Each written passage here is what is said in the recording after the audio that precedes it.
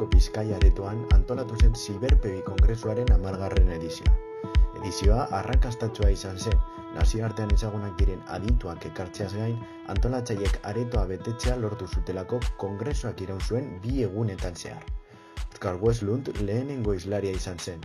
Westlundek Osloko Unibertsitateko irakasleak mugikor kazetaritzaren inguruan eta mugikorrek geure bizitzan duten garrantziari buruz hitz egin zuen.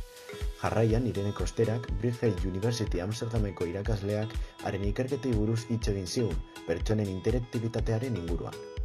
Denis Renok, Universidad Estadual Paulistako irakasleak Instagramen inguruan egin dituen ikerketei buruz hitz egin zuen, eta irudiaren gaur egungo eta etorkizuneko garrantzia azpimarratu egin zuen. Etorkizunean, irudia garrantzi gehien izango duen alderdia izango dela adieraziz eta kazetaritza mundua errotik aldatuko duela azalduz. Lehenengo egun honekin amaitzeko mahai inguru bat egin zen estatu osotik etorritako adituekin, mugikor kazetaritzaren inguruan hausnartzeko. Bigarren egunari Juan Miguel Aguadok eman zion hasiera, Murtziako Unibertsitateko irakasleak, eta sare sozialek sortzen dituzten arazoei buruz egindako ikerketen inguruan hitz egin zuen.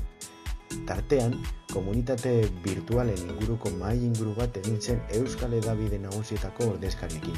Irune Maiales, EITB taldetik, Jon Telleria, Naiz.eusetik eta Beatriz Lazkurain, Berria taldetik, zeintzuk publikoaren galderei erantzun zieten. Kongresuari itxiera emateko, Ana Serrano Telleriak, Gaztela-La Mantxako Unibertsitateko irakasleak transmedia eta interfazei buruz egindako ikerketen inguruan hitz egin zuen.